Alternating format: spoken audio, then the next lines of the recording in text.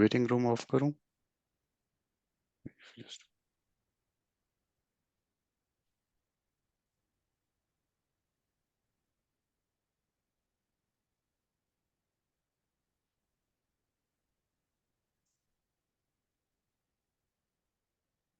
कर दें। okay. Dates मुझे बता देना सब सेशंस की प्लीज। कोई व्हाट्सएप भेज दें मुझे वो तस्वीर जो है। Okay.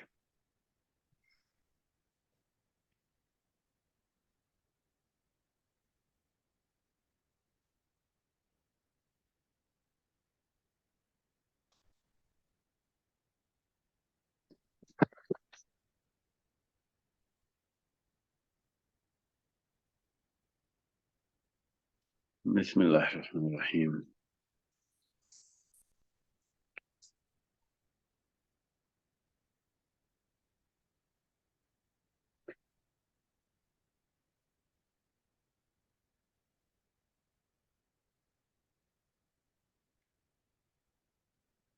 हसन आप भेज दें लिंक सबको। जी बिस्मिल्लाहिर्रहमानिर्रहीम। जी आपने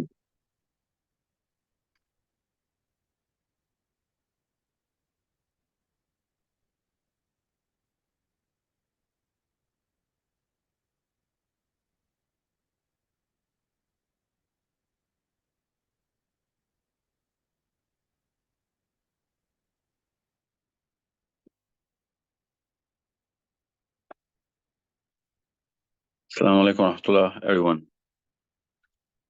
Today's session is the purpose of today's session is simple. We are just about to walk into tomorrow's first session of the United Kingdom, inshallah, in Crawley. आपको सबको updates देनी थी about our UK awakening tour और उसके बारे में किसी किस्म की कोई इन्फॉर्मेशन हो आप मुझसे पूछिए। मेरी टीम भी इस वक्त लाइन पे है और कोई और दिक्कत आ रही है इन सेशंस के बारे में जानने में या कुछ और क्वेश्चन हो आपका about the tour, please keep it to the English tour. Questions को इसी पॉइंट पे मरकूज रखें ताकि जिन लोगों की कंफ्यूजन है या आपके क्वेश्चन की वजह से कोई और सवाल जहन में आता है तो वो लोग पूछें।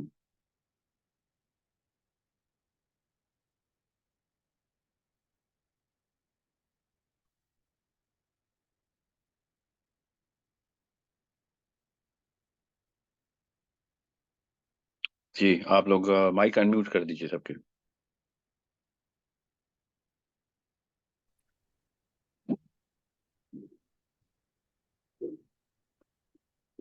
जी अस्सलाम वालेकुम। वालेकुम अस्सलाम व रहमतुल्लाह। Walaikum assalam wa rahmatullah. Ji sir, can I ask a question? Yes please sure. Yes. So my question is, first of all, so welcome to the UK.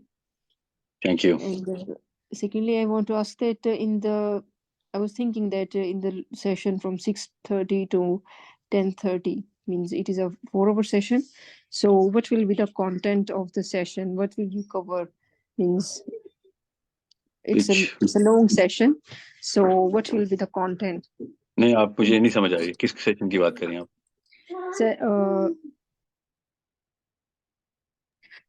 Sir ये जो आपका सेशन होगा ना ये रॉमफोर्ड में ईस्ट लंदन में, सो मैंने इसकी टिकट्स बाय की हैं।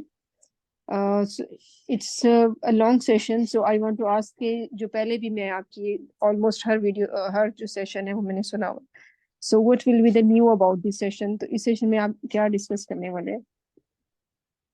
आपने मेरे सारे सेशंस देखे हुए हैं? ऑलमोस्ट कोई एक सेशन भी रिपीट हुआ है इसमें पहले? नहीं सर, एंगल तो और डिफरेंट ही होता है, दैट्स व्हाई नए सेशन को देखने का दिल भी चाहता है। सो एक्चुअली नहीं, मुझे किसी ने पूछा था कि इतना लॉन्ग सेशन है तो इसमें हम क्यों जाएं, तो मैंने कहा कि नहीं एंगल तो अच्छा होता है हर बार, तो आई थिंक सो कि इस बार भी अच्छा ही होगा, तो आप लोग चलें साथ। तो दैट्स व्हाई मैं पूछ रही हूँ कि कोई पूछे कि मैं इतना बताता लंबा हूँ। सेशन है। No, I will tell you. मैं बताता हूँ यूके टूर के पूरे डायनामिक्स क्या हैं, स्ट्रक्चर क्या है वो मैं आपको अभी बताता हूँ। It's a good question. جی صرف ایسٹ لندن کا نہیں. I do not know the names of the places. مجھے بس بڑا نام بتائیں, جیسے ایسٹ لندن آپ نے بتایا. I do not know the specific area. Okay, وہ I'm not used to England. This is my first time in England. So general concept پورے اویکننگ ٹور کا, اور اسپیشلی انگلش فوکس کیا ہے اس میں, انگلینڈ کا فوکس ہم نے کیا کیا ہوا ہے, کس طرح کے پورا آرکیسٹرا میں آپ کو بھی سمجھاتا ہوں of the awakening tour in England. Okay, انشاءاللہ میں بھی بتاتا ہوں. جی جی, اور کوئی کوشچن کسی کا تو مجھے پوچھیں. آپ لوگوں کو ڈیٹس کا پتا ہے؟ I hope everyone knows the dates of every session. And Yes, yes, sir. Okay. جی, السلام علیکم سر. وعلیکم السلام ورحمۃ اللہ. سر میں آپ کو کافی عرصے سے سن رہا ہوں, تو ابھی کچھ عرصے سے آپ اس پر فوکس کرتے ہیں کہ فائنینشیل پاور پکڑیں, پولیٹیکل پاور پکڑیں آپ لوگ. اب جیسے میں یو کے میں ہوں, کارپوریٹ جاب کرتا ہوں, تو فائنینشیل پاور پکڑنا یہ, کیونکہ میرے ذہن میں پھر یہ آتا ہے کہ رسک تو ہمارا ظاہر ہے اللہ تعالیٰ کی طرف سے, پھر یہ آپ کس اینگل سے بات کرتے ہیں نا فائنینشیل پاور, یعنی کہ اس کا مطلب ایک تو یہ ہو سکتا ہے کہ میں ایسے لوگ جو آلریڈی فائنینشیلی اسٹیبل ہیں میں ان پہ فوکس کروں کہ وہ ہمارے مشن کو سمجھ سکیں. تو آپ اس اینگل سے بات کرتے ہیں, یہ آپ اس کو کائنڈلی تھوڑا سا ایکسپلین کر دیں. تھوڑا سا نہیں, کافی ایکسپلین کرتا ہوں میں. بہت اچھا سوال ہے. سی دا ریئل, آپ نے آسٹریلیا کے اندر ہم نے نا جب اویکننگ ٹور کو کانسیپٹ انلیش کیا نا, اس کو بلڈ اپ کریں گے انگلینڈ کے اندر, بیکاز یہ چیٹ میرے سامنے چلیں وہ آتی رہے گی پھر. تو میری اسکرین پہ چیٹ آ رہی ہے, پلیز چیٹ کو ذرا 1 سیکنڈ کے لیے ہولڈ کیجیے گا, ضروری بات ہے. سب سے پہلے تو یہ سمجھ لیں کہ فائنینشیل اسٹیبلٹی جو ہے نا کسی بھی قوم کی, اکنامک کنڈیشن جو ہے وہ اکیلے میں نہیں بنتی. ٹھیک ہے, یہ کانسیپٹ میں نے دینا ہے. I think in the last part of the tour of England, I will actually be talking a lot about the specifics of these 4 pillars. شروع میں in the first 3-4 sessions, we will be developing the thought. In the last sessions, we will be specifying the structures of the pillars.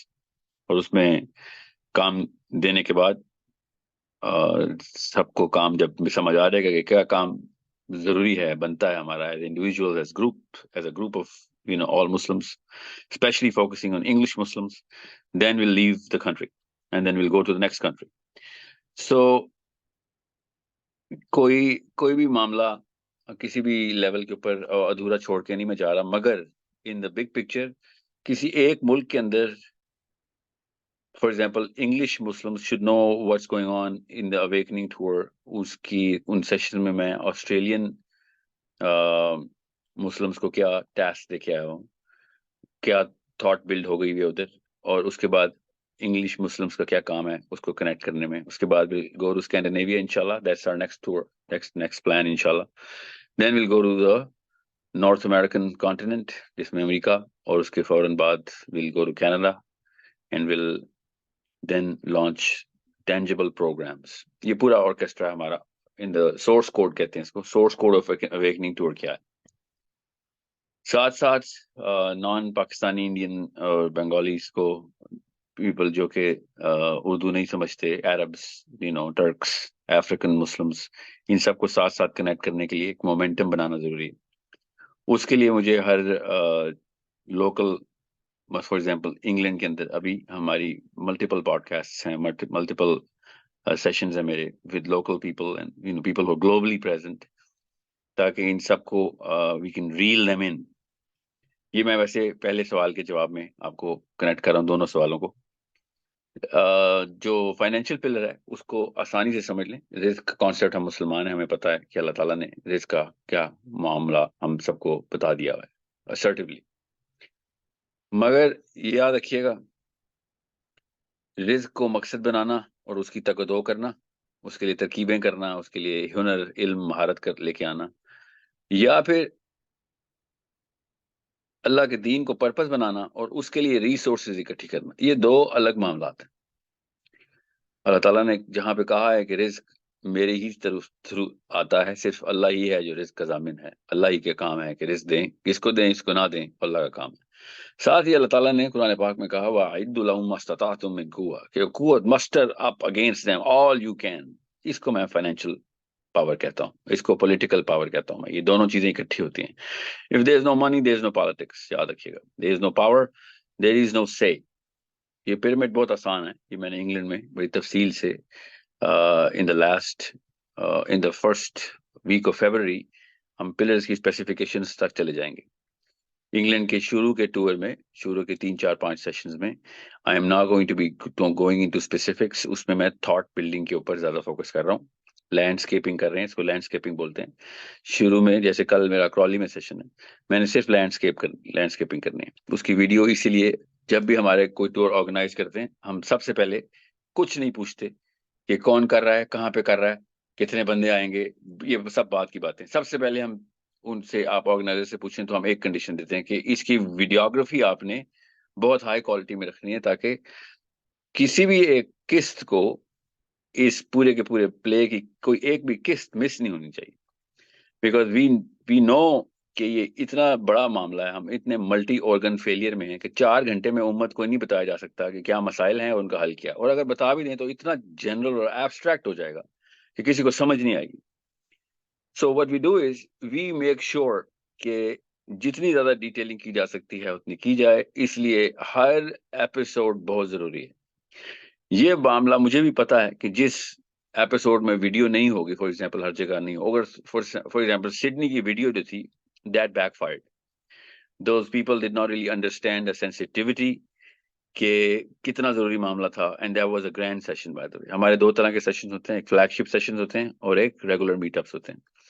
जो flagship sessions हैं, for example England में इस वक्त 4 flagship session हैं पूरे tour में।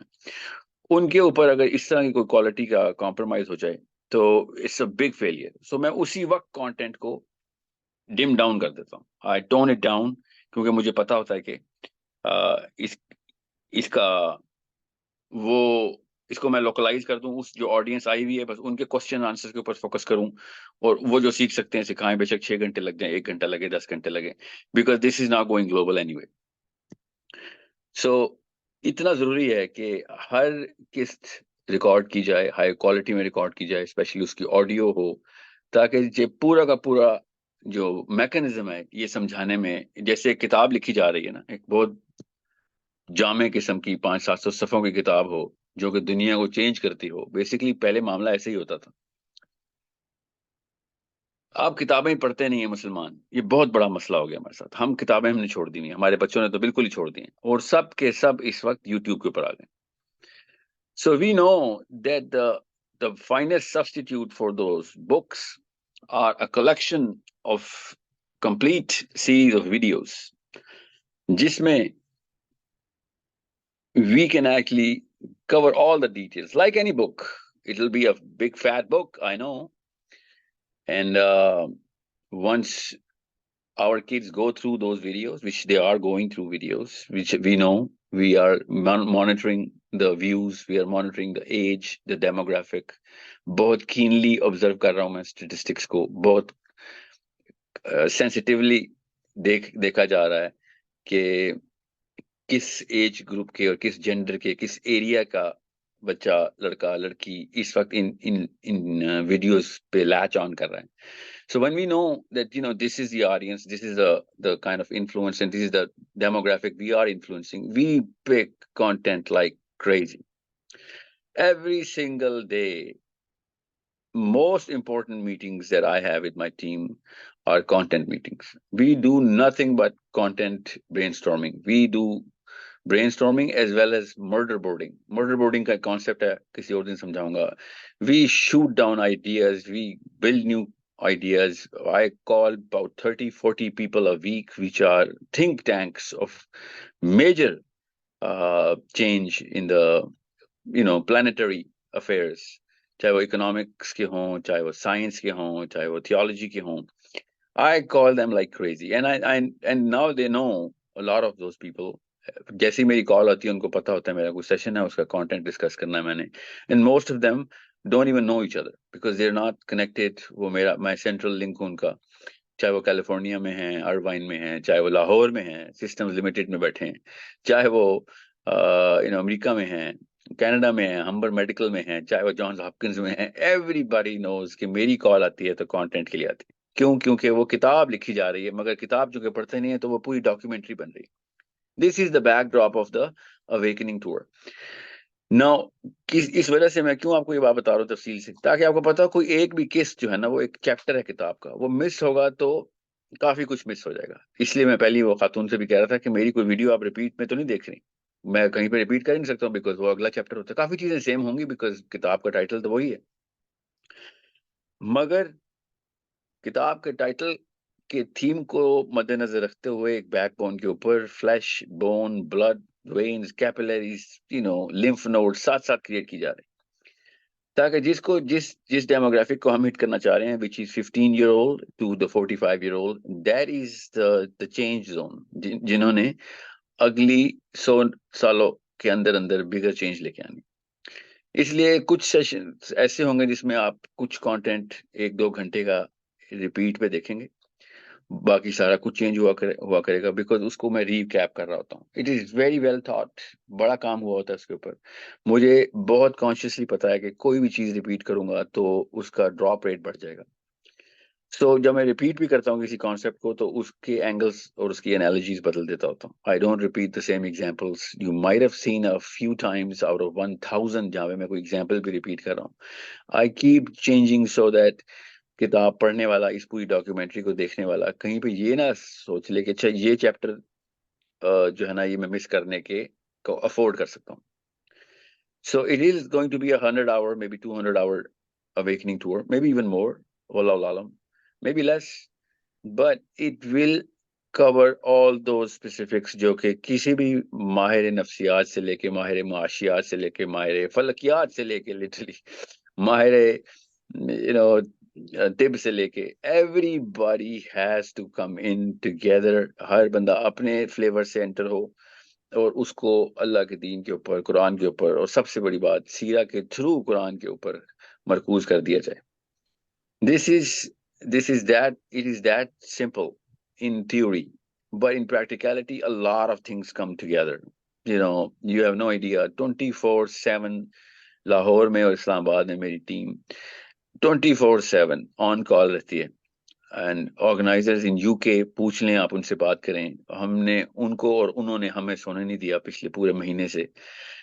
میری entry of England سے پہلے ایڈمنسٹریٹو افیئرز, وینیو بکنگ, ابھی میری شبنم فاطمہ سے بات ہو رہی تھی. She was going on, first time she did this, she was going on a radio program. The way everyone, Sana, doctor Sana, I know کون سے اسکالرز اب مجھے کال کر رہے ہیں because she went through that effort of getting local people and شیوخ involved. میں کیا سب کے کیا نام بتاؤں آپ کو, ایک ہیرا اللہ تعالیٰ نے چن کے مینچسٹر سے, برمنگھم سے, برسٹل سے. These are the people who come in and become their army, and they know کہ bigger intent کیا ہے, they know bigger mission کیا ہے. They do not know the specifics and they're waiting for the specifics. That's what you're asking as well. Make sure you understand.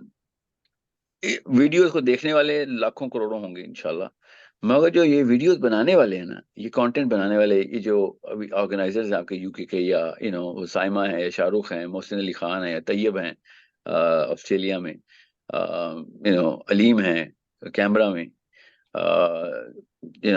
انم ہیں Perth میں. I cannot even tell you of how these people,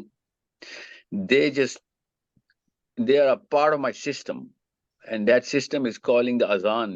الحمدللہ azan کی آوازیں آتی ہیں, ان لوگوں کی phone آتے ہیں, تو اس لیول کی یہ کال آتی ہے کہ فلاح کی طرف. even if I shut my eyes for one minute, they wake me up, جھنجھوڑتے ہیں. اور انشاءاللہ یہی اسکینڈینیویا سے بھی یہی آوازیں آ رہی ہیں, ناروے سے, ناروے سب سے زیادہ, سویڈن سے, فن لینڈ سے. And of course, there are 27 confirmed locked sessions in the United States of America.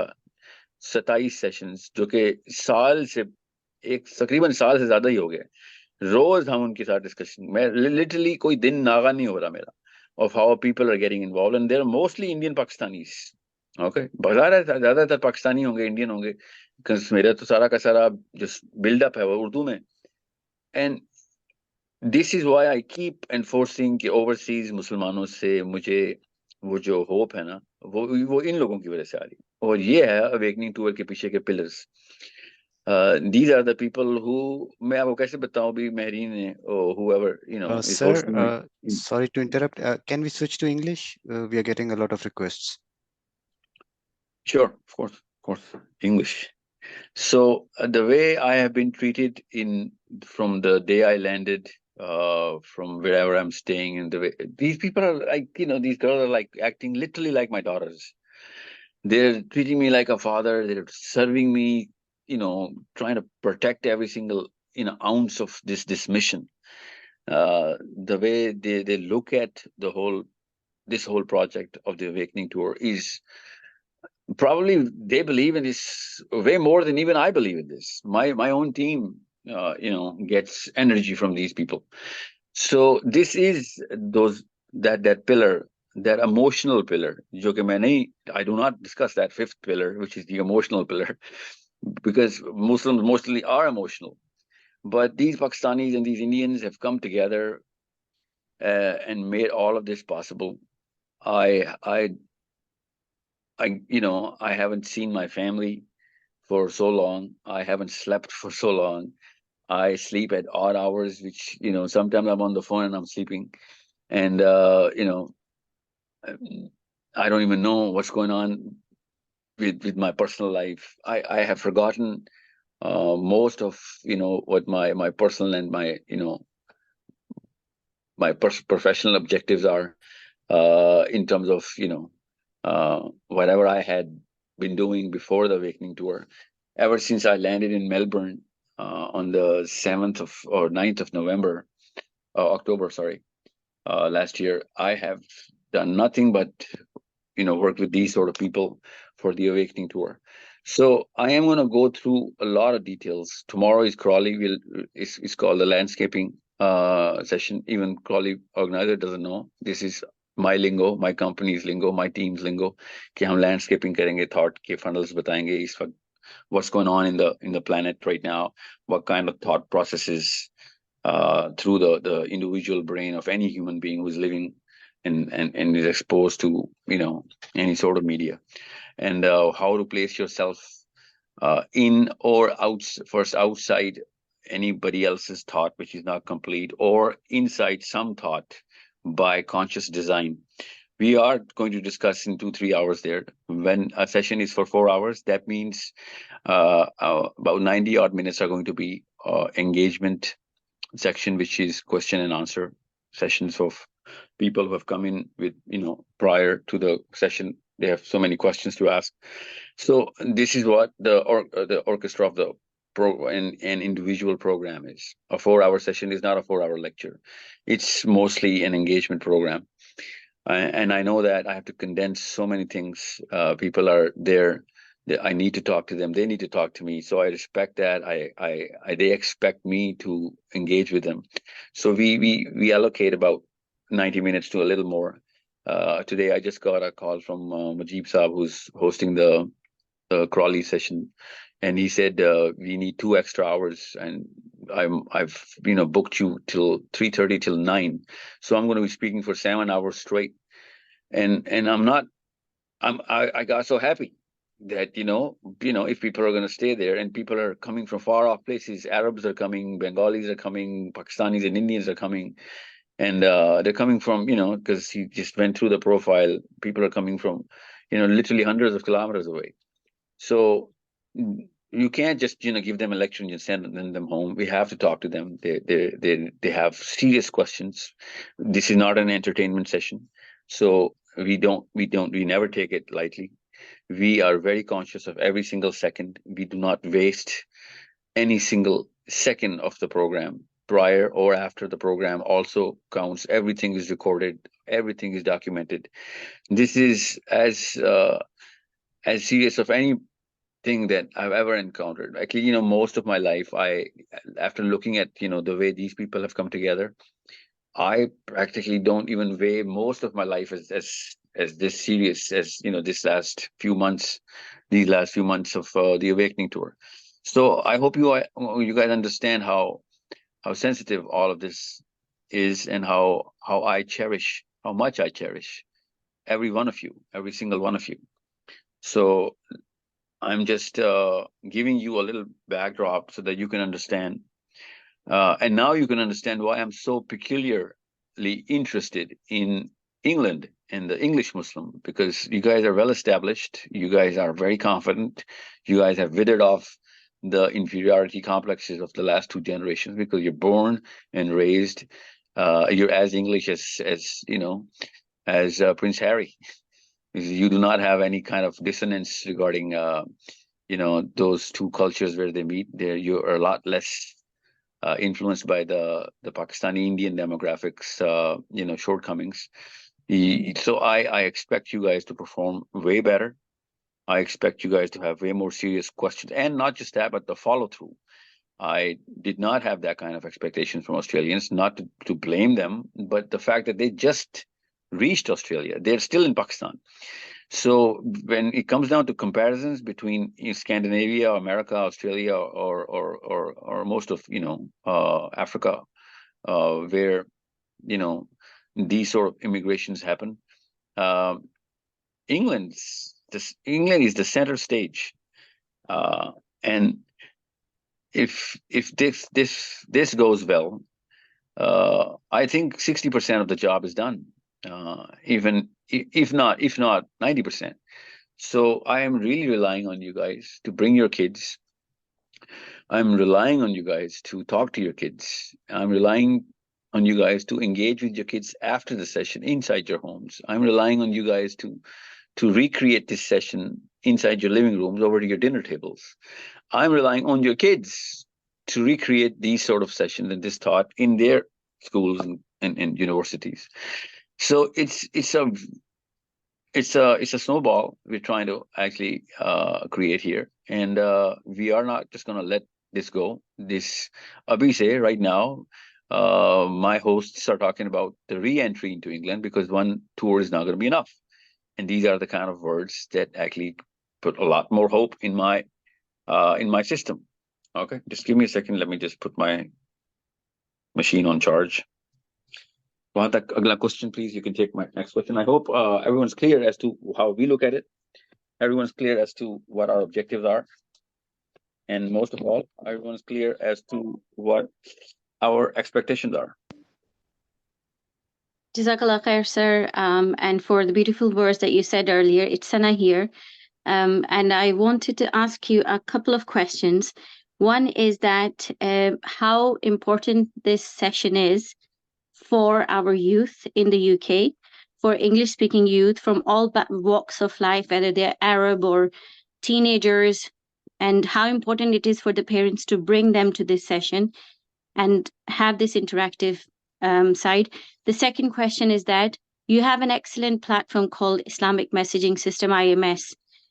How people in the UK, when they come and they get to know you and they get to know your platform and the 100-year plans for the Muslim Ummah, how those teenagers are going to get benefit out of this, because common people don't know that about your work, the amount of great work that you have done, and how you've brought more than 10,000 people already on that platform.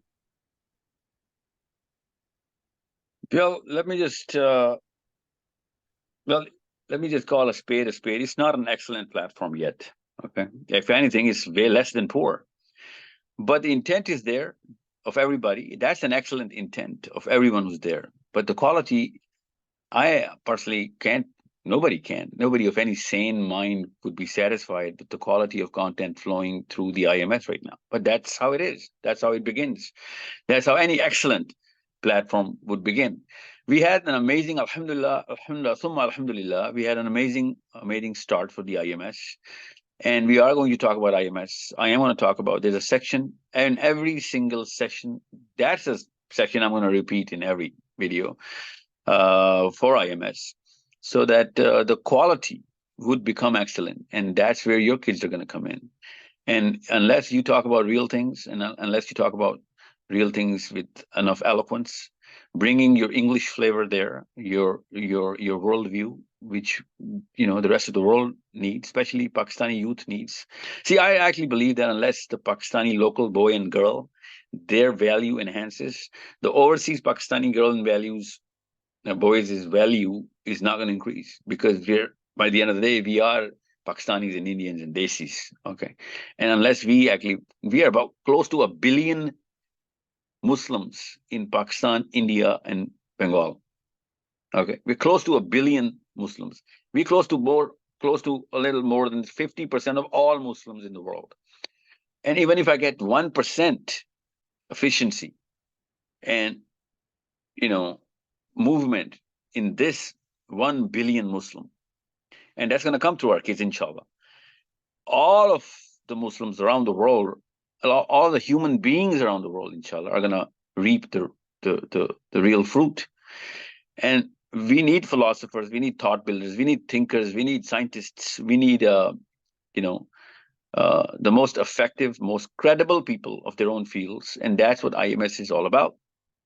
We are going to enhance the faculties from intellectual warfare soldiers to psychological warfare soldiers, and then more faculties to be introduced. That's going to come later. But unless we establish the base in the first 3-4 years, bringing everybody who can actually bring value, especially our kids, and unless there are teenagers in the IMS system, it's not going to continue. I'm very clear. It's common sense. It doesn't take a rocket scientist to understand that unless there's real youth, exuberant youth with raw talent, unpolished raw talent is the most attractive thing in the universe, as far as my thought has gone through searching the real realms. So we need those boys and girls to start writing and start thinking and start expressing. And that's the objective of IMS. So for that to happen, they need to be in these sort of sessions. They need to see the charisma of the thought that flows through the questions of the audience, which renders the speaker, speechless, in awe of the flavor through which these minds are coming together and creating that potion, that those ingredients that they bring from their own domestic or professional or personal lives, and they create that perfect recipe. That's the charisma I want for our daughters and sons to enjoy in these sort of meetings and gatherings. This is something which is the bigger objective. IMS is the follow through. This is one of the benefits of the Awakening Tour, so that we can connect 2 billion Muslims together. That's a one-line vision of IMS, to connect every Muslim together, not just for the Muslim Ummah, but for the next 100 years of all human beings. And unless we're thinking about the 7 billion human beings, we're not even, entering the outer boundary, the outer rim of Islam.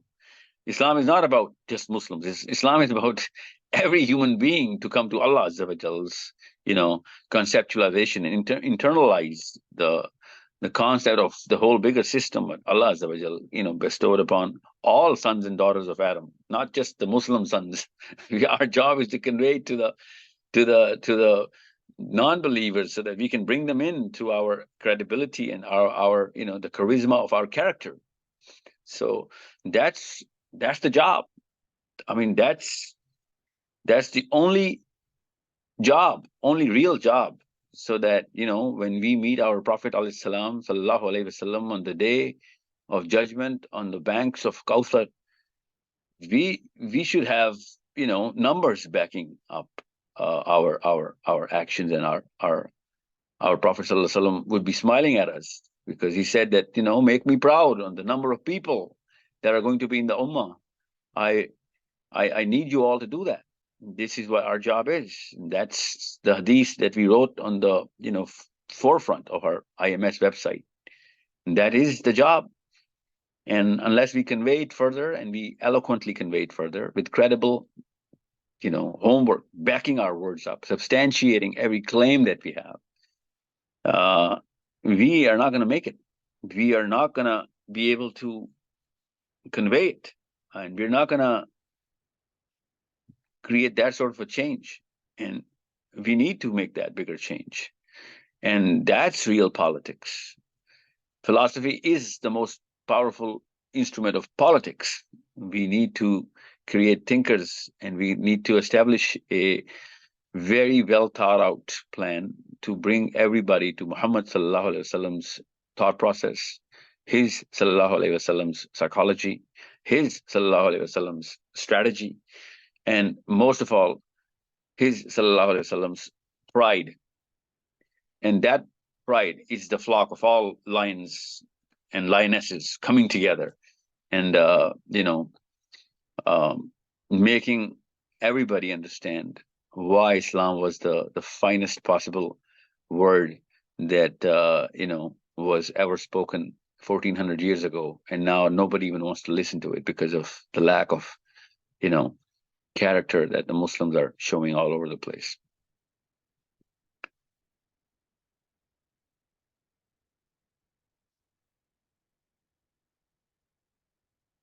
Yeah, I'm done with the answer. Please take the next question. Yeah, Umar, can you please unmute?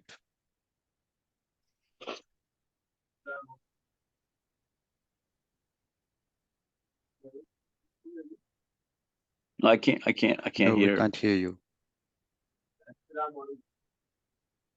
Alaikum salam.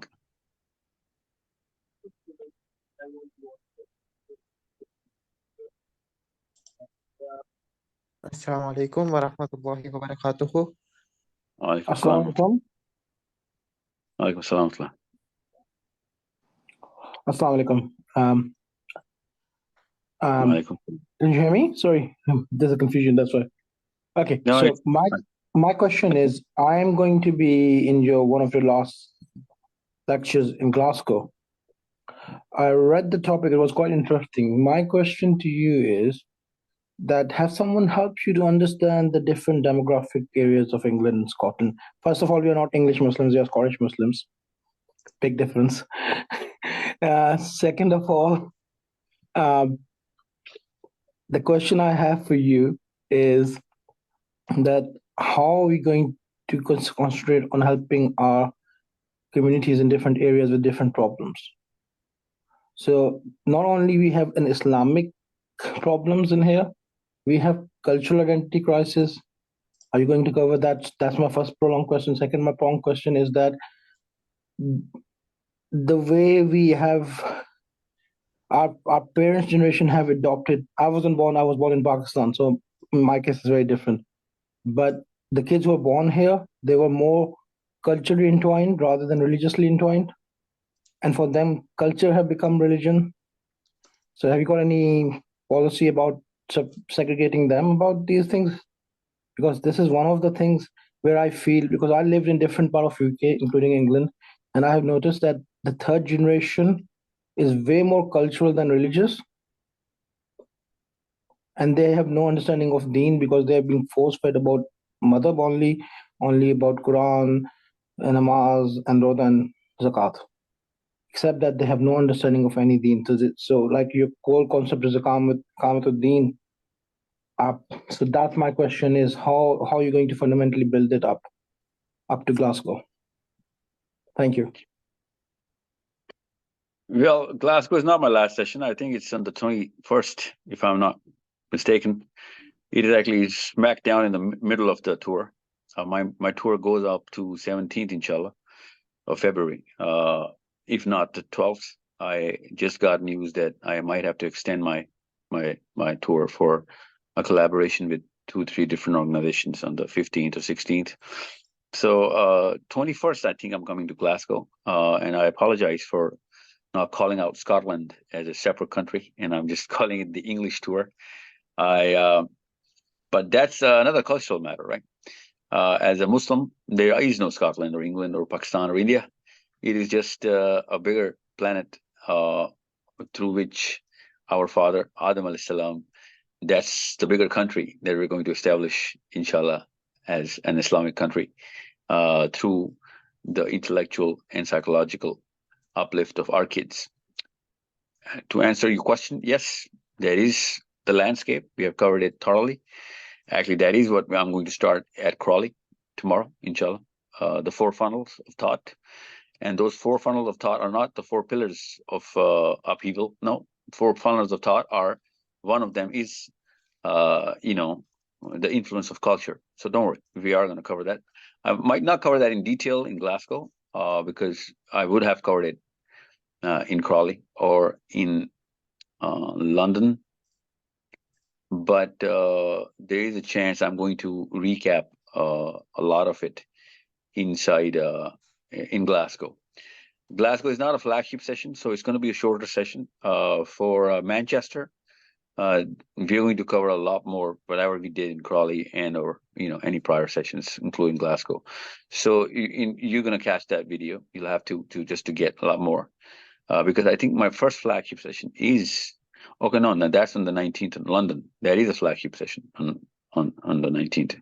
So you will get to see a lot more content about how to, because even if you're Scottish, not English, the problem of culture is going to be the same. And you'll be amazed as to how big of a problem local Pakistanis have. The same problem, that we are influenced way more by the local culture than Islam. And if anything, bigger force is being exerted against Muslims for the culture, against Islamic thought process, calling it an Arabian cultural thought rather than an Islamic thought. So we understand that. Don't worry, I'm going to cover that. That's a bigger influence on the human mind right now of all of us, not just Muslims, but Christians and Jews and whoever is trying to go towards the truth.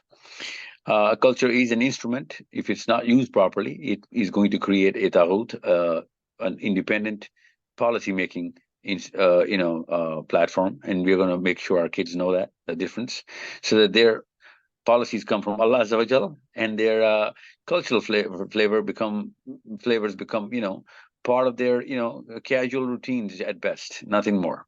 Okay, it shouldn't influence any sort of base platform in their thought building. We are going to cover that, inshallah.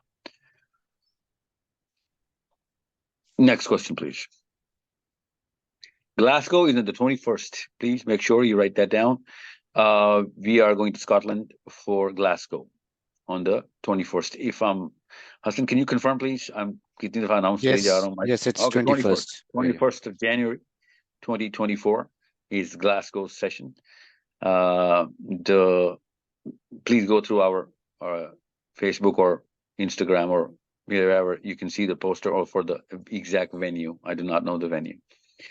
Okay, but Glasgow is an important session. That might be the only session we're having in Scotland, or however you pronounce Scotland, or, I'm sorry if I'm not pronouncing it right. Yes. Tomorrow's session is Crawley, which is the 14th. Then I'm going to 19th for the East London session. Between that, there's a closed session in the London School of Economics. I'm assuming that's not an open session, so I'm not announcing it. That is for the students. If it is an open session, look it up. You can there are universities which do allow anybody to come in as a walk-in participant. I'm not sure if LSE allows that. Okay, so for tomorrow and the 19th, that's an open session, and in Crawley tomorrow, and in London, East London, on the 19th. Yes, sir. Faisal Ali, could unmute. Assalamu alaikum warahmatullahi wabarakatuh. Sheikh, Jazakallah khairan. May Allah bless you. May Allah bless all the efforts you're making in this path. Jazakallah khair, and welcome to United Kingdom.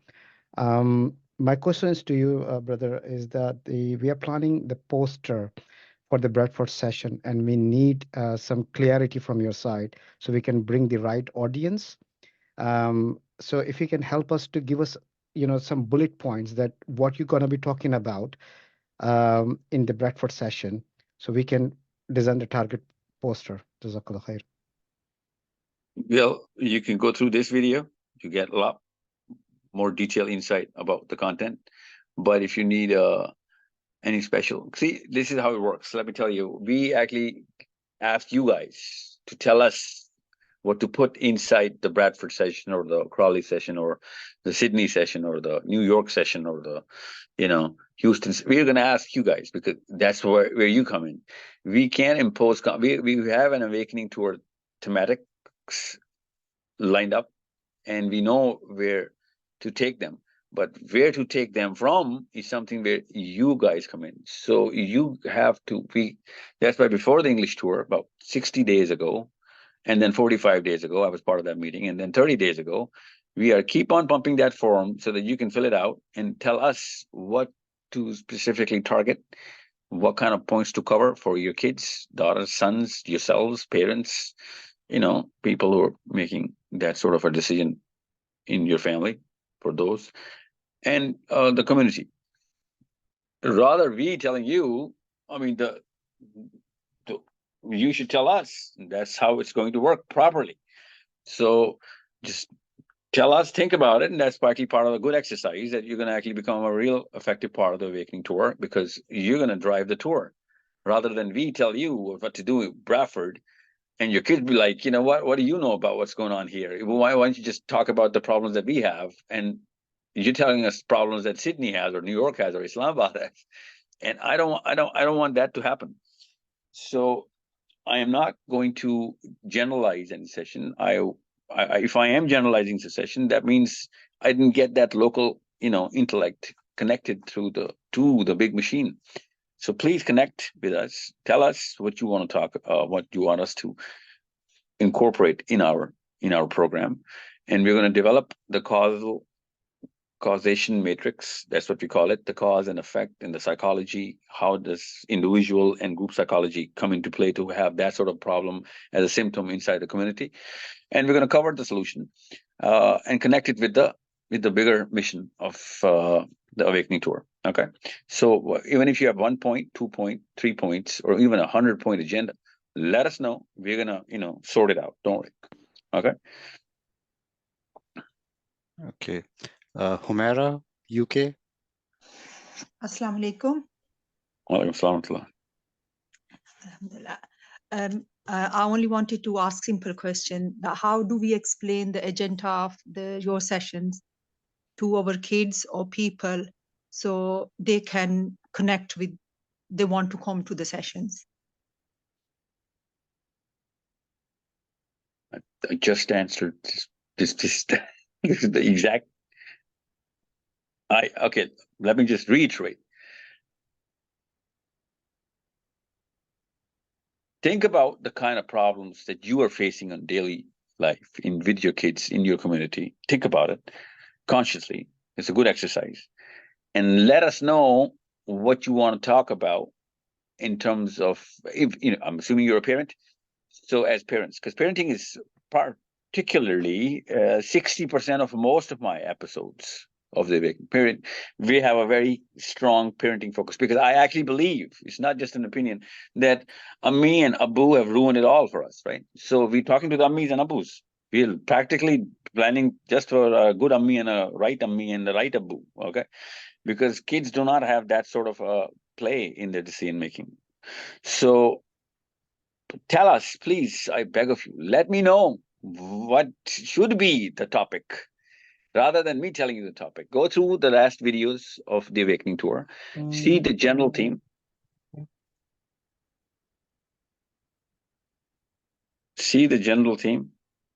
and we are going to be talking about, bigger political issues, the philosophical issues, the intellectual issues, the barriers of how, a lot of things have come in as pollutants inside the Muslim mind. And I'm not going to be using these words. This is not the right way to talk to kids. I'm talking to you guys. Yeah, that's why I wanted the words that I can link my children's psychology, so they are intrigued to know what you're going to be talking about. In my understanding, I know it's amazing. Whatever I gain from you, I soak it in so effectively. For what words I can use for my children, I'm really, really excited to come down. But I want my children to see where I can see the things what I missed on when I was young, when I was growing up, when I was bringing up my children, I missed a lot. And there is guilt. There is also a hope. There is Yeah. also, Guilt is hope. Make sure you yes, understand, guilt absolutely. is the finest quality of hope. If there's no Yes. guilt, then we are not human beings anymore, let alone Muslims, you know. So guilt is a good emotion. Guilt is an emotion Allah Azza wa Jalla loves. Okay. That's the first step towards change. And that's something which I, as a father, should be feeling so that I can, you know, consciously make the change in my kids. And you, I'm sure, are doing, and you use the word soaked so well. We have to soak our kids in the Quran, with the Quran, through the Quran. Okay, they should be reeking with the Quran and the intellect of the great Sahabas and the revival of the era of thought of the Prophet Sallallahu Alaihi Wasallam. We should, you know, reincarnate that philosophy and that angle of looking at life and you know, solution to all the problems should logically and you know, it's what's the word? They should be excited towards looking at the kind of logic that Islam has towards all the problems that we as human beings are facing. So, if I were talking to my son and I were to advertise this session or convince my son or daughter to go to this session, I would not tell them what's going to happen in that session. I would tell them that the kind of questions you're going to be asked as an English Muslim by non-Muslims, an English boy or a girl by your community, your friends, you should get the best answers so that you can actually recreate your own flavors for those best answers in your community. You are going through some problems and you're not going to discuss it with me because that's the kind of barriers parents have with our kids because you're growing up, you're a teenager now. So instead of you pondering in your own bedroom, looking at the sky or looking at some YouTube video, you might as well just go and ask, be in direct engagement with these kind of people so that you can get a version, if not the best version, of an answer which will work for you. Okay, you are going through some sort of a confusion as an English Muslim because of the speed of things going around you, and you should know how to place yourself in your friends, in your community, to become the leader of that community. Okay, you should lead them rather than follow their course. You should set the course rather than doing anything else. You should set expectations rather than meet your friends' expectation. This is the Muslim way. And I would have told my daughter and son to actually go so that you can have these sessions or better in your version with the rest of the world. I need you to hold this torch because this man is not going to be here. He's going to die. He's just a man. And you're young and you have that you know, time in you know, with you, and we need you rather than you needing us now. You should take the lead now. Okay, I would have given them a bigger responsibility rather than to, you know, place this as one of the many things or a luxury. This is not a luxury. This is a responsibility.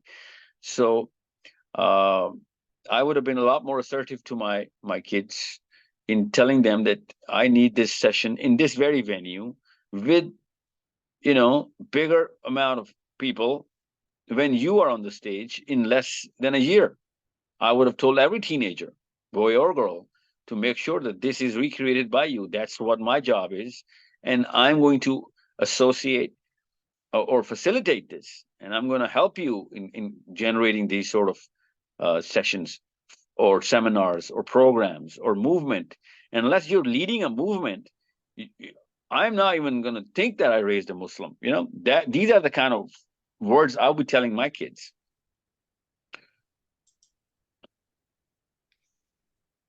Actually, I am Sayyid, telling my kids these words, literally. I just spoke to my daughter a few days ago and I told her that if you're not running source code, I'm going to shut it down because you need to create your own version of, how you're going to carry the torch, because this shouldn't stop. This cannot stop.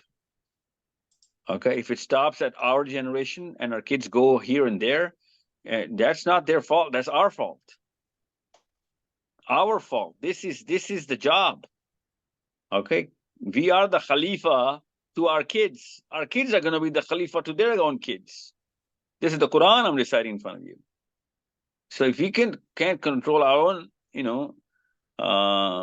dependence, how are we making them independent of us? Yes, please. Next question. क्या कहते हैं आप? Sayyid Murtaza, please unmute.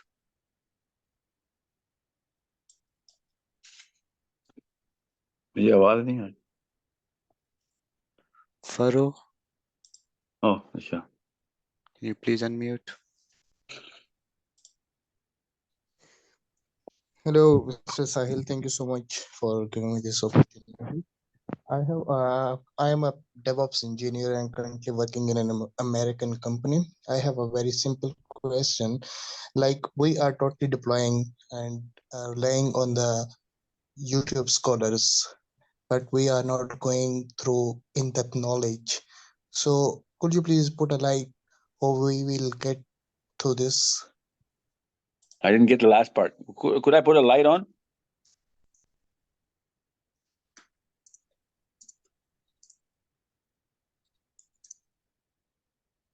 Is he there? Are you there, sir? Well, let me just paraphrase whatever you asked. People who are actually using social media to convey knowledge. I am audible? Yes, sir. Yeah, so Mr. Sahil, basically we are relying on the YouTube scholars. Like, we are getting the knowledge, but although we are not going in depth, right? We are not reading the books, not going through the Sira. So maybe due to the busyness, due to the professional lifestyle. So could you please put some information or some light, like how we will, like how should we learn, how we should start this? Well, you don't really have a. Well, we start with getting our microphones fixed.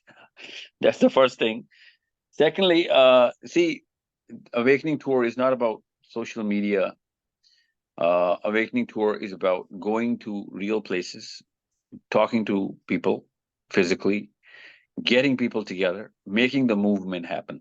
It's not going to happen just on social media. I do not know why you're calling those people who are only on YouTube, YouTube scholars. They're influencers. And some scholars are on the YouTube. Some scholars are really good and they are using YouTube now. And I wish there were more of them, because our kids are not reading books.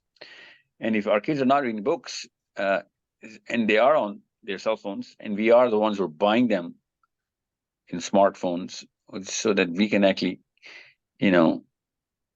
facilitate some sort, I'm sure, and I'm hoping that is the intent of us getting our kids cell phones, so that they can actually, get abreast of what's going on in the planet in terms of real things, rather than just entertaining themselves.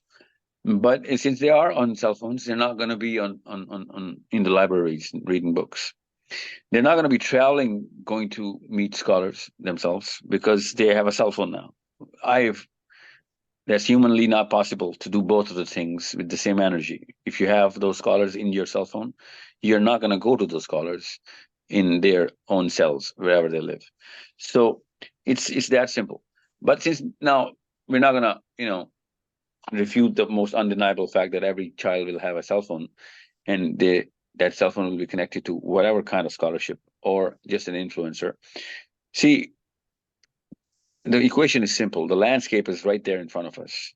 So for us to make our kids and ourselves go in depth, we need to make sure these physical sessions and meetups, these movements and these seminars are held by our kids. And for them to have these sort of little, I call them clusters, that cluster for my kid to create, he needs to have a credible knowledge set backing him. Otherwise, he's not going to be able to create a single cluster of a single person.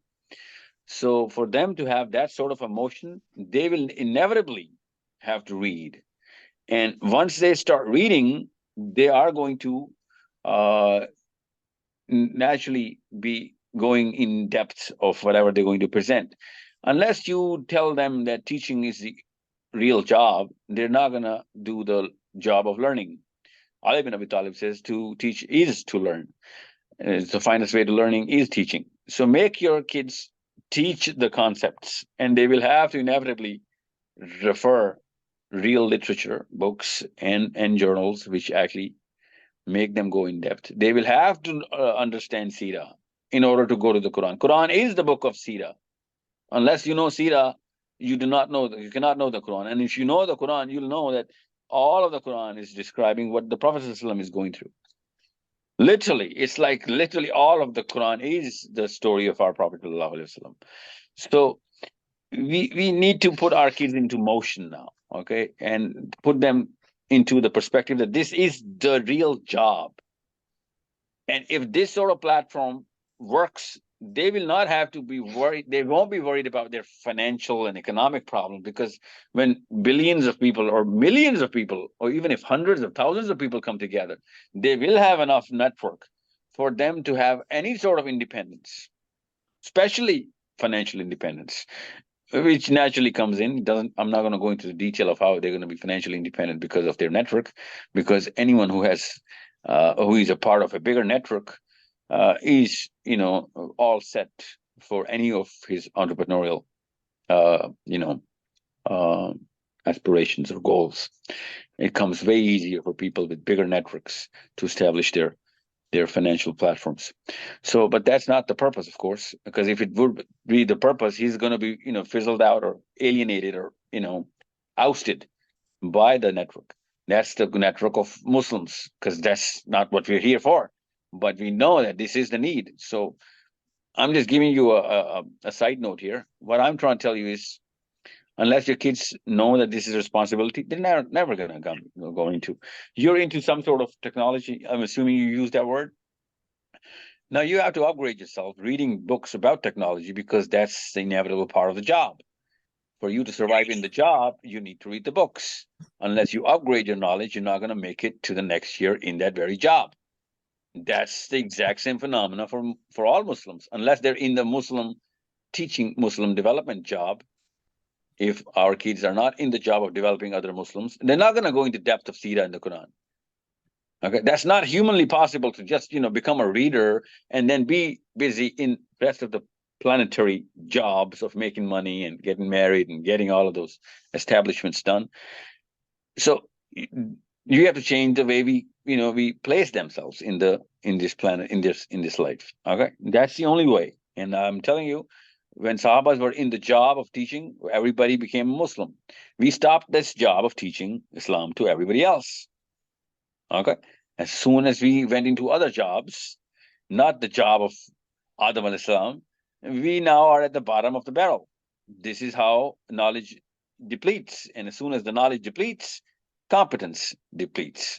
And that's why most Muslims in the world are incompetent. And most Muslims in the world are incompetent because, they changed the purpose and they, depleted every single ounce of knowledge. And now we have kids who really don't know much of what most of our kids don't even know the word Sira, let alone the whole detail of Sira. That's another symptom of what kind of parenting has been done in the last few generations, including me. Yes, sir. Next question. Last question, please. Last question. Yes, sir. Assalamu alaikum, sir. My name is Murtaza. And sir, I couldn't agree with the map that you drew of the Awakening Tour. It's very good. My question is, yes, there is an Awakening Tour, but how do we keep our youth, especially someone like me, stay woke? Because a lot of the times the intensity of the people attending these sessions is there. They're dedicated. They want to work. But as soon as this session is over, as soon as they stop watching a YouTube video or stop reading a book, they go back to their normal lives. How do we keep them on the same level that they started off from? is there a framework, or should there be a framework in which, all these people who have this intensity to do something, actually stay over there, and they don't get swayed away from their purpose? I think that's the best question I've heard all year. See, most of the people who are going to read any book are not going to follow through the book. Most of the people who ever read a book did not follow through that book. Okay, that's how human mind works. Understand the psychology of the man. Okay, if I'm going to watch a movie, I'm not going to mimic that movie for more than 30 minutes after that movie's done, right?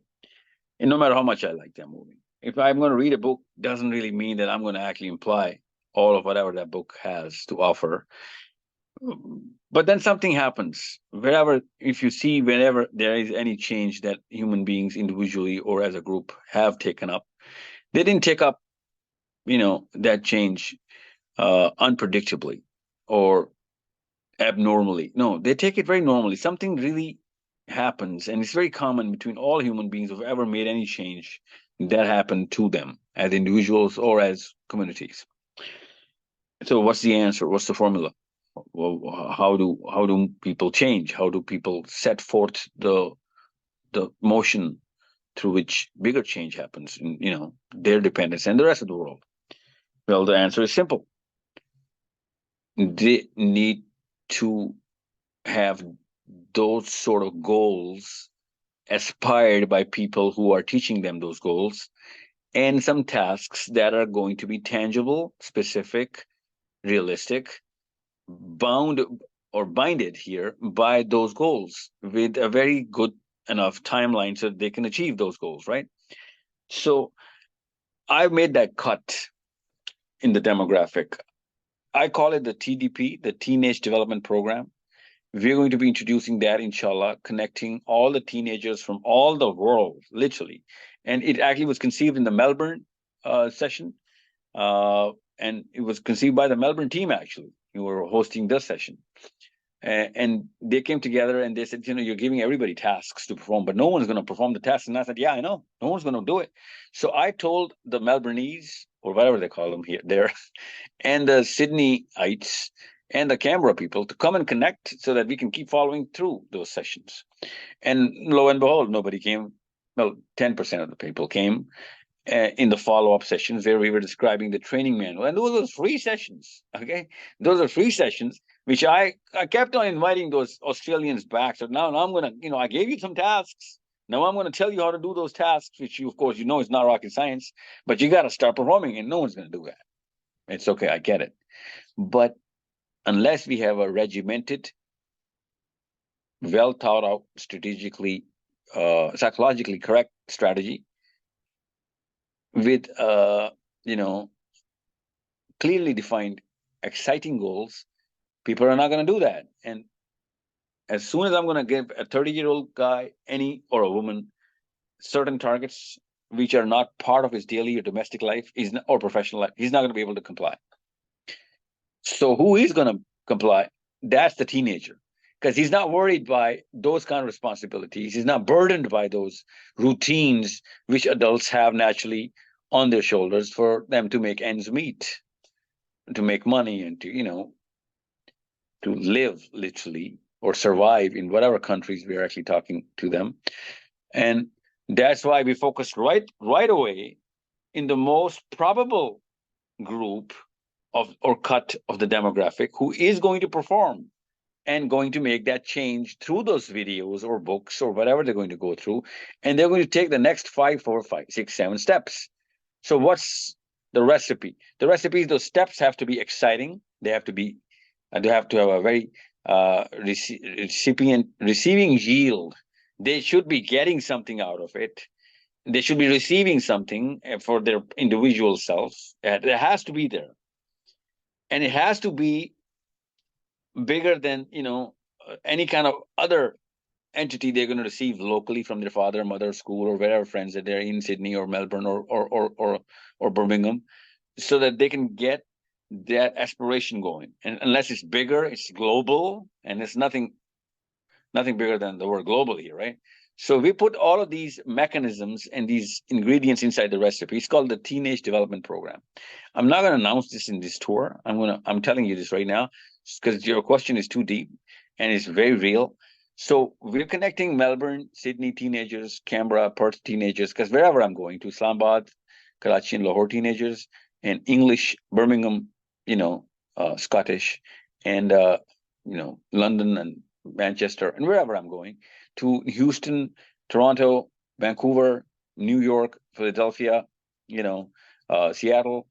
All these teenagers are going to come together, and all these 4 pillars, of course, for teenagers, are 6 pillars. These actually, sorry, 8 pillars. 8 different skills will be taught to them in 2 years, and every single skill will have to combine those teenagers together. The whole prospect is the whole curriculum is laid out. We have already published it inside our company. The TDP is already running tests in our company, source code, because it's required a lot more technical input. So we got every expert together. The TDP, the Teenage Development Program, is the solution to the question as to why wouldn't the change happen. They saw videos, nothing's happening. They read books, nothing's happening. And I get that. It's not just a Muslim problem, it's a human problem. You ask the church, they're going to say the same things about their sermons. You ask the synagogues, these elders, the rabbis are going to be saying the same things about their kids. You ask the communists in China, they're going to be like, kids, just come to our sermons, nothing happens. I get it. Because they're not doing these 2-3 things. And I have all of my friends are experts in psychology. They know, they tweak and they experiment. And that's why since I don't remember, I think 16th of October was my session. I could be wrong on the Melbourne session. After that, we did deliberation over deliberation over deliberation. It took me about 4 or 5 weeks to come up with some sort of a sketch for the TDP. And now it is at some level where we can now talk about it. That's why otherwise I would be like, you know what? I'm going to answer this question a few weeks from now. I would have told you that. But now I know the TDP is real. And it requires a lot more, financial muscle. So that's why we gave it to Source Code. Source Code has a lot of, alhamdulillah, big financial muscle from the corporate sector that we actually, pull money from. So it requires a lot more, and it's going to be a very specific program for only teenagers from 13 to 19, or maybe even touching the 20s, so that all of these kids can combine, generate the political acumen, 8 different skills, and they will have to get involved as a community globally, where one pillar will be hosted by Melbourne. Everyone will have to go to Melbourne for those experts to come in and teach all of those kids. Everyone will have to go to Birmingham for the other pillar, every expert, which we're going to hire to go to teach those kids on those conferences. And these kids will be presenting to the world of whatever kind of skill that they're gaining. And unless they're presenting it to the world, they're not going to get excited, because now we've globalized the kids through YouTube. And unless it's global, they're not going to get the kick out of this. And if they're not going to get the kick out of this, they're not going to do anything. So it's going to be another one of those lectures. And we don't want to be it has to be a training program, not a teaching program. So the psychology is there, the science is there, and now the engineering is there as well. Now the execution is left, the whole, delivery. So we are going to announce it, inshallah, by hopefully before Canada, hopefully in Scandinavia, we will announce it because it's coming in summer. But if not, then in America, we are going to announce the TDP, because by that time, we will have a very well-established TDP program. It's a 2-year program where all the teenagers are going to take over the world, inshallah, literally take over the world, because they'll be in, hundreds, if not thousands. And if they are in thousands, then, we will have enough momentum to get the Muslims kids to take over and overthrow the thought, the polluted thought of whoever gave it to them, Muslims or non-Muslims, and they're going to revive the whole era. And on the same 4 pillars: the political, the financial, the moral, and the mental acumen. Okay, these 4 pillars are going to come through 8 skills, and that's the plan. But those 8 skills have to be real, specific. They have to be tied with those 4 pillars, and those 4 pillars have to be tied with a timeline. If all of this happens, which is very normal in theory, we've tested it, it can happen. well, we were testing if it can happen in 2 years. It's not going to happen in just 2 years, but this learning process is going to happen in 2 years.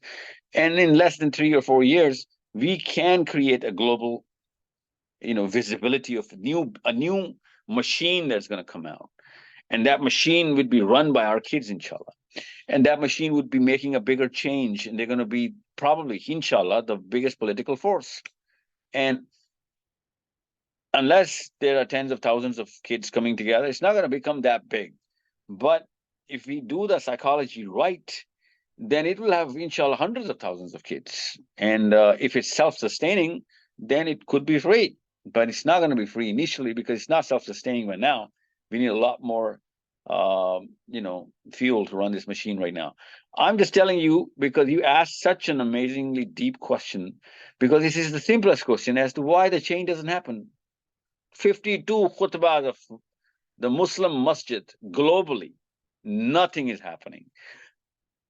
Every good, bad, weak, strong scholar of every Sunni, Shia, Hanbali, Deobandi, Maliki, Hanafi, fiqh, nothing's happening. Every political show going on in the planet, Muslims coming in, arguing, atheists, LGBTs, culture, theism, monotheism, atheism, Sweden fighting with America, America fighting with the Middle East, rivaling it up with the Desi skull, everything, nothing's happening. Everything is just a hoopla, a word, lip service, nothing else.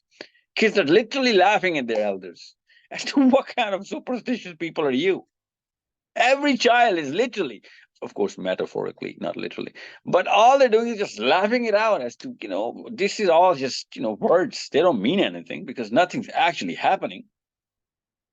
And we're arrogant enough to call our kids, or blame it on our kids that they're not focused, they're confused, they're, ignorant, they're lazy, they're procrastinating. That they're nothing but symptoms of this very disease, that we are not the representative of the action that these very words require, which we utter every single day from our mouths. And as lectures to our own kids. And our kids are like in a shock and awe of the phenomena going on, that daddy, all you do is just talk loud and high pitch, and you're yelling it out, and you yourself are the least, or actually the worst example of these very words, or the best example of what not to do. When you do give a lecture, you never perform on your own, you're not following through in your own words. Your talk to action ratio is zilch. 12-year-olds are staring at their fathers, boys in Milwaukee, in Baltimore, in Lahore, in Delhi. 12-year-old Muslim kids are staring, literally gawking at their fathers as to why the hell are you literally going against the very teachings that you gave me in the name of the Quran? So you think this is not visible to a sane man who's looking at it, who has kids of his own? It doesn't take a rocket scientist to see what's going on. It just takes a little bit of guts and a lot of common sense. That's the recipe of analysis. That's the radiology of how every Muslim should be looking as to how to set the prism right. At least we can't admit the stick is broken. We're not going to fix it. We're never going to fix it. And that's why I need you all to understand that it takes guts to come to these awakening tours. That lady that she was using the word guilt, it takes guts to say that. I get slapped around by mommies and daddies most of my sessions. Literally, old folks just walk out of my sessions. So when you just come in to blame the mommy and the daddy, aapko aur koi kaam nahi, ammi abbu ko blame karte rehte hain. You want me to blame your 10-year-old? Like, who's going to take the responsibility? Islam is nothing but taking the blame, the responsibility, so that we can start to fix.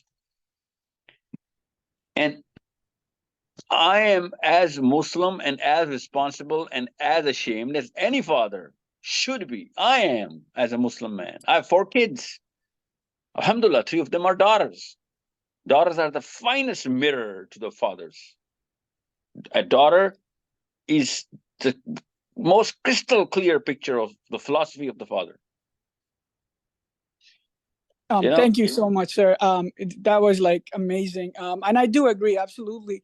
These are the questions that, everyone should be asking. Don't settle into a system just because it's there. Question its credibility as to why it's there. And I do have these questions a lot. And inshallah, hopefully this TDP framework, it gets all the success that it deserves. If there's anything for people like me, who like to ask questions, ask the authorities, and ask the system. If we can help if I can help in any way, would be glad to be a part of that. But thank you so much for answering my question, sir. No problem, sir. I really appreciate your patience and the vigor that you're showing through your words. Inshallah, it'll. You know what? We need follow-throughs. We need follow-throughs. Our kids need us to follow through our words. So let's not stop at these sessions. Let's start with these sessions. Okay. Yes, sir. Next question. Last question, please.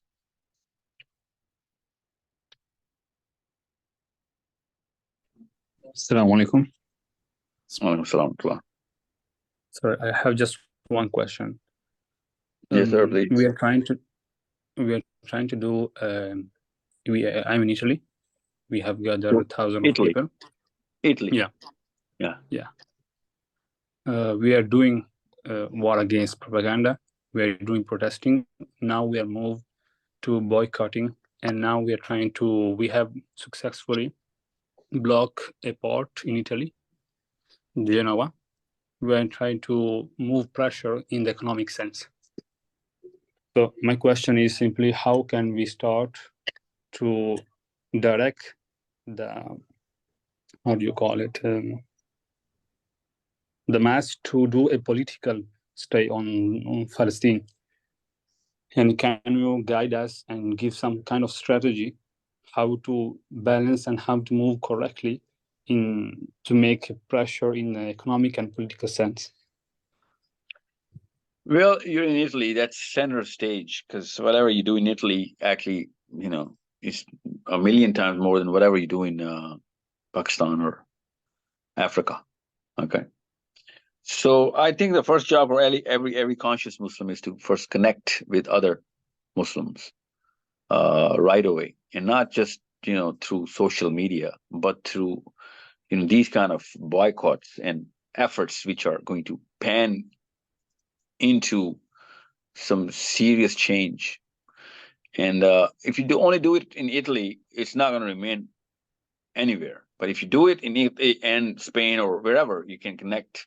And if you get the English Muslims to come in together and and force these sort of because you are a living proof of concept. If you successfully did one thing, that's a proof of concept that bigger things can happen. That's going to generate not just the same or similar sort of events, but of an inspiration to think about other avenues of how we can actually make the bigger change. But I didn't get your name. Sorry, what's your name?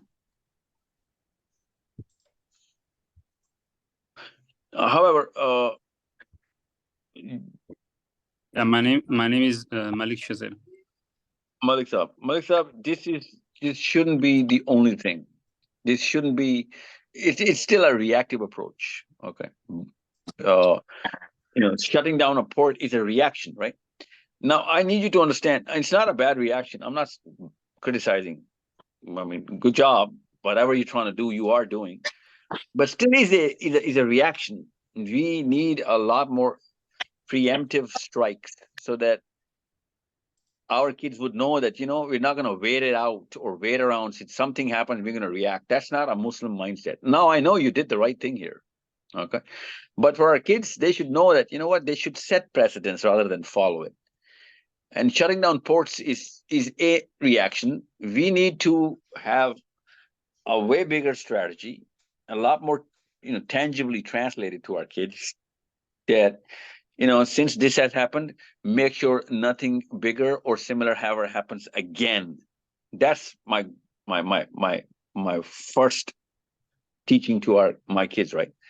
Now, I don't want my kids to,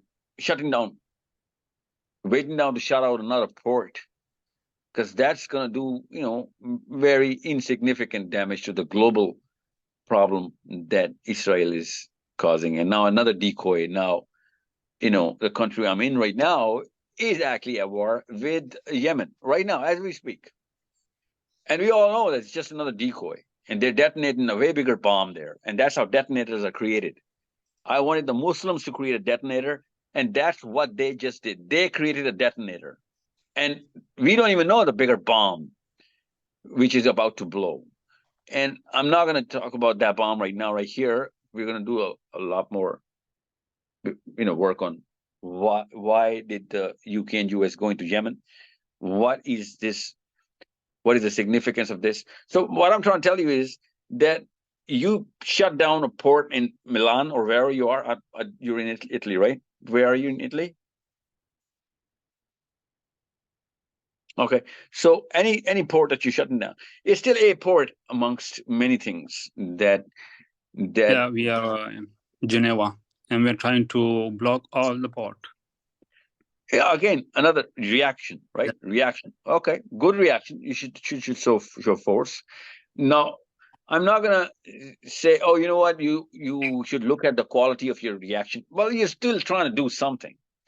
Unless you are politically savvy, you're not going to be able to do much, because the problem that Muslims are suffering from is not going to be fixed to any city, even in New York, even in Washington, D.C., even in, London, wherever you are. You need to know that unless we have established a way bigger network of people that matter, and a lot of other people who don't matter as individuals but matter as a number in a bigger equation of people, which of course shows number.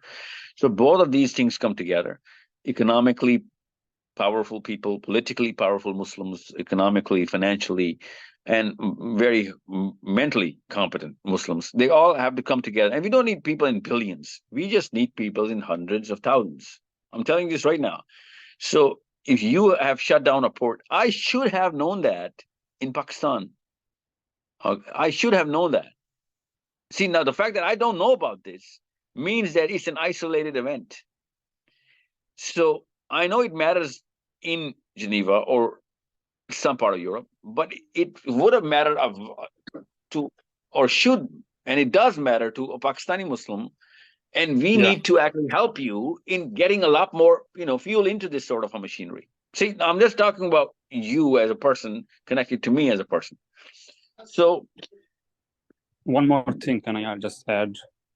Yeah, we have done some session also in universities, but they are now blocking all the universities. And I just want to know that we can set 4 or 5 sessions in universities and hall with 400 and 500 people.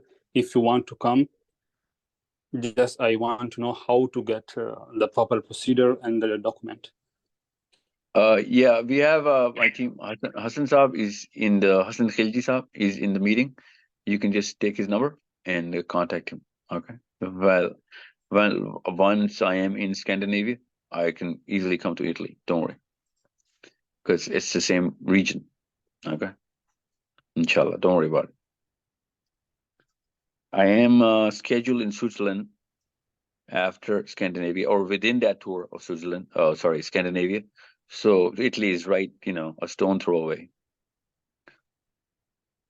I'll definitely come to Italy. Actually, I've received a few invitations from Italy. I did not expect Italy to be that effective in, getting in those invites to my team. So gladly, I'm at your disposal. You should know. These are free sessions. You should know that. It just takes human effort, blood and sweat, not money, to have these sort of sessions, the Awakening Tour. Okay. So let us know and we'll be there, inshallah.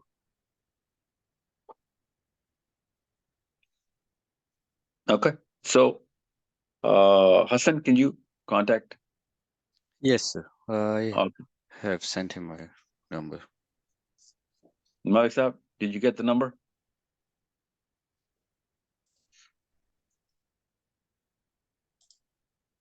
I think we should end the session now. Can you don't unmute me for a second? Yeah, I get the number. Okay. And what can we do as a next move? Because we are I do not gathering, know that. I'm not we are doing qualified to answer. universities session.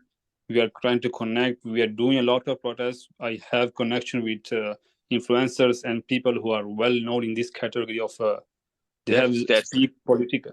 So I want to know what we can do as to pressure the governments and some economic as well. Yeah, see, you should know the kind of pieces that you have on the board. I need to know those pieces that you have on the chessboard, and then we can talk about the move. I do not know much about what's going on in Geneva or wherever you are in other places close to you, but influencers would be my first pick of the litter as well. But that's one of the many things that you have to combine together, and then we make out a strategy. Because unless you connect with just about everybody, you're not going to be able to do much. Okay, and I know you want to, and a wrong move is worse than no move. You need to understand that. You might as well just hold on to all of your moves than to make a hasty wrong move. Okay, because that ruins more than it fixes. I hope you understand that. So we should talk. Okay. So what's the time right now, son? Okay. So it's about 10 o'clock in England. Let's just take one last question so that we can just round it off at 10 o'clock.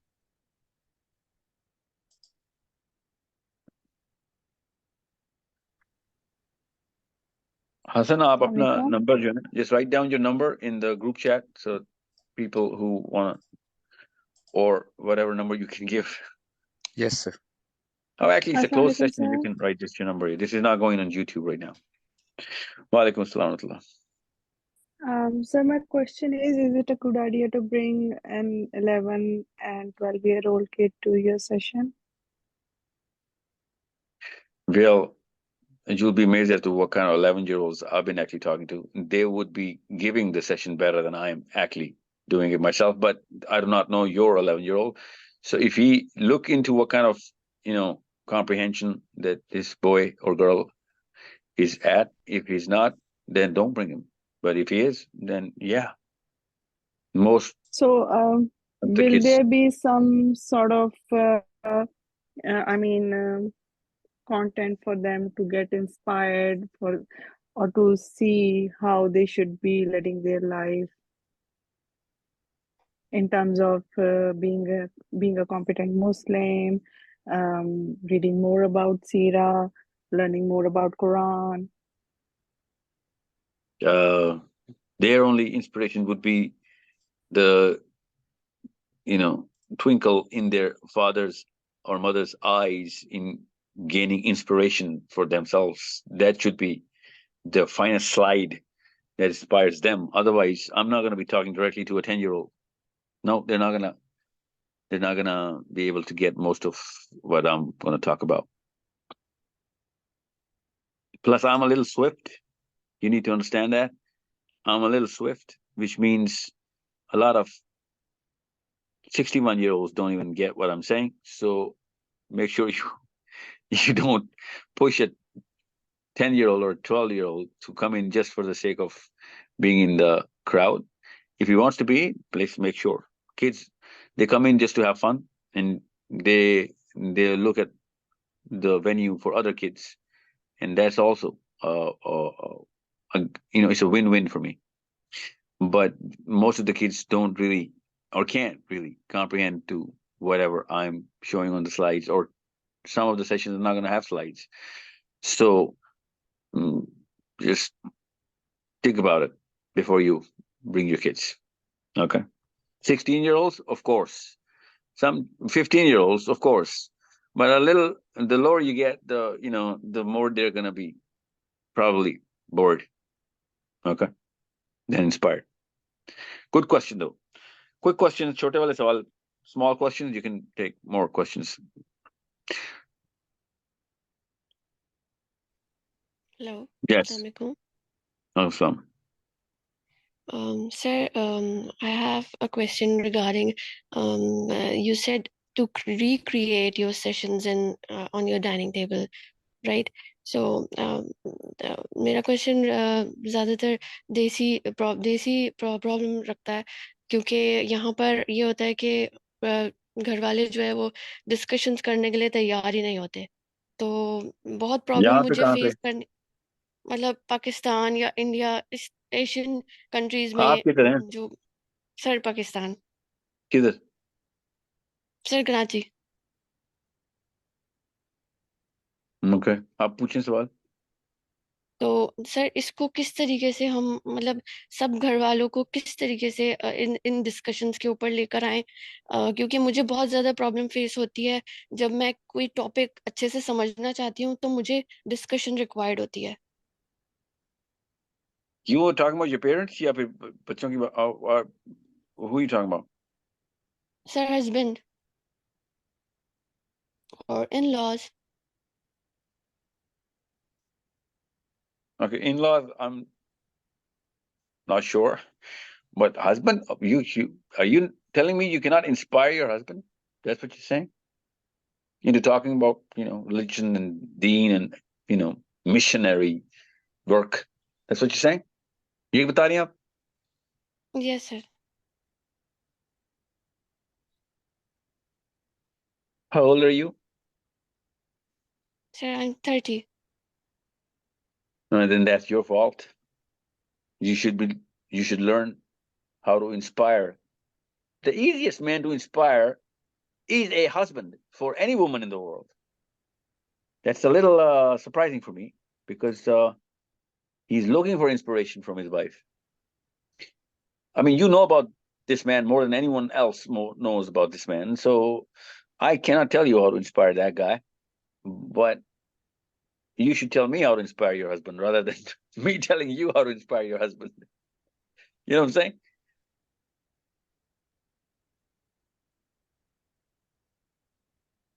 But just as a formula, let me tell you that you should be talking about your kids and their future in terms of akhirah repeatedly. Once you talk about your kids' akhirah repeatedly, the status of your children in akhirah, he's going to go through that sort of a meltdown. You need that meltdown. We all need that meltdown. Okay. Assalamualaikum warahmatullah. Walaikum salam wa rahmatullah. Just a quick question. Why are we not talking about the interest rate boycotting? We are boycotting the Coca-Colas and everything, like Starbucks and McDonald's.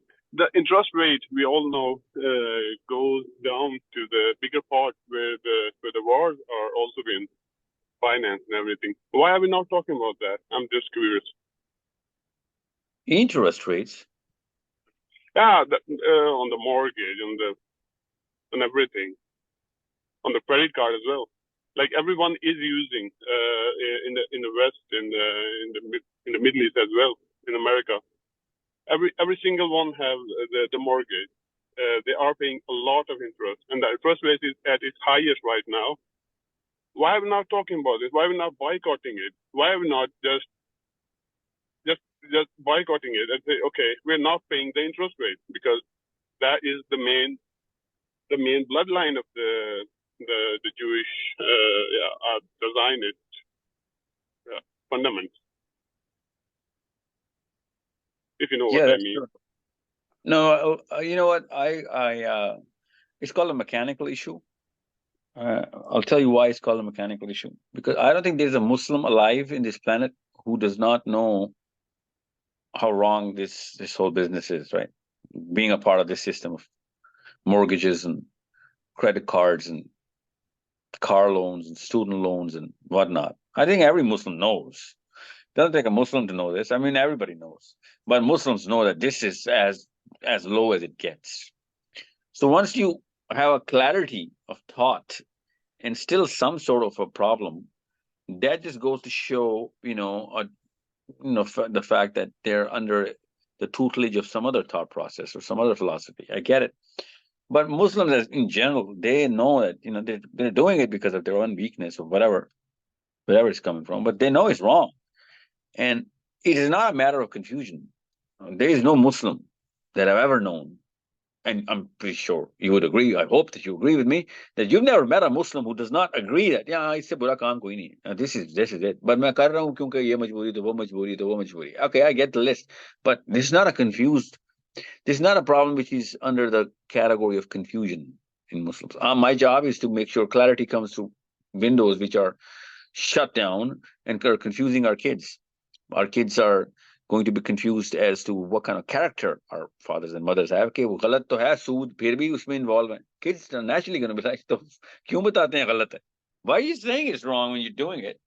And when they're going to turn 25 to 30, they're going to realize, yeah, it is wrong, and I know now why my father was into it. Most of the parents that I ever spoke to are into mortgage and who have a second mortgage going on now because of the college tuition of the kids. They're saying that, we're doing it so that our kids wouldn't have to do it. You know what I'm saying? It's that settlement that they've already have made. And I'm just talking about those Muslims who have a settlement. Most of the Muslims are just trying to, it's called the ostrich effect. They know it's wrong. They just shove their neck inside the sand. It's like, you know what? Let's see if I survive. And if I do, I'm not going to be proud of it. But, I'm just going to do it. I'm doing it because there's X and Y and Z reasons. So if you're asking me if I want to talk about this, no, I'm not. Because it is not something which, I'm not going to use this session as a whip of such a, manner which is going to trigger some sort of a resistance as to, because the classical scholarship has done an amazing job. Everybody knows how wrong and how bad and how filthy this interest business is. And if I go into discussing those lanes as to why people are into mortgages, they're going to miss out on the train, which I'm trying to actually launch from these stations, because they'll think that, you're telling us something which we already know. And we've actually made a very big, deeper settlement as to why we're doing it. And we already know it's wrong. But your placement as Sahil Adeem or the source code or IMS, or that was to actually create a bigger change so that we wouldn't have to do these sort of justifications. Okay. So I'm all for whatever you said. I swear to God, I wish more people would talk about boycotting any and every bank which has these sort of products, or, cars which are on, car loans, or homes which are on first and second or even third mortgage, or any kind of business that actually, because it's not about Zionism. Boycotting any sort of interest-based product is not to boycott or cut down the legs of Zionism. It is to make sure we as Muslims, get to even smell the fragrance of paradise, because he's not going to even smell the fragrance of paradise if he's into this. He won't even know if paradise even ever existed. It's that big of a problem. And that's why I'm telling you that no Muslim I've ever met has ever, been confused as to whether mortgage is halal or not. Well, now that we're talking about mortgage, now I'm meeting a lot of Muslims. I don't know, this new fatwa is coming or whatever, that mortgage is halal. But mortgage is not. There is no way to confuse. And whoever is giving avenues as to thinking about this, that's the guy I might talk about. That's not the guy, but the thought. But I'm not going to say, let's just spend 20 minutes, 30 minutes, or an hour on why interest is the problem. I am going to talk about the economics of things. And I use this as I catapult the Islamic system argument by using one of these examples as to how our kids should look at what is the system. And economics is about 60% of the system, any system. And economics is run by interest here. And Allah Azza wa Jalla has told us, this is not allowed, and this is the worst of the worst things. So it literally, reciprocates as a system. And since, you can understand the system of, all of these banks and all of these financial institutions, sorry, you can understand the system of Islam. I mean, I use that as an example, and that makes perfect sense to a lot of kids, and university kids are literally, very well describing or recreating these arguments in their clusters. So if kids can get it, I mean, I think everybody can get it. So I use these as examples. I will try my best to use, so that another reminder goes into the audience as to why they should not be taking out mortgages or, different loans, especially from for their, matters of luxury, which is a house or a car or a second house or a second car. So, I mean, that's all I can do, because I'm hoping to get the bigger picture as to, why I don't really spend more time into it. G, last question, please.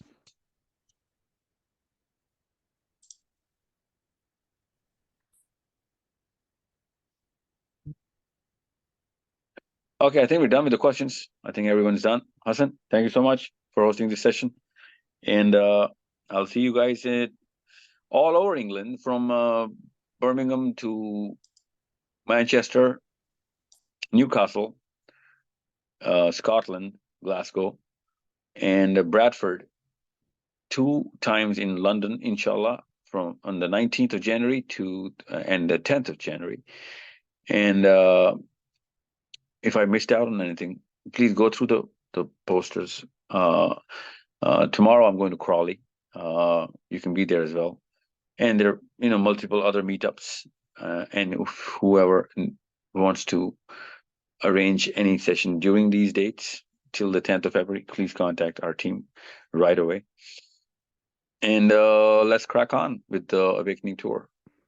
Thank you so much for your time and patience. I really appreciate everybody who comes in together and engages and tries to do whatever they can for the sake of their kids and for the sake of all of our kids. Akhira. Assalamu alaikum wa rahmatullah wa barakatuh. Walaikum assalam. Thank you, sir.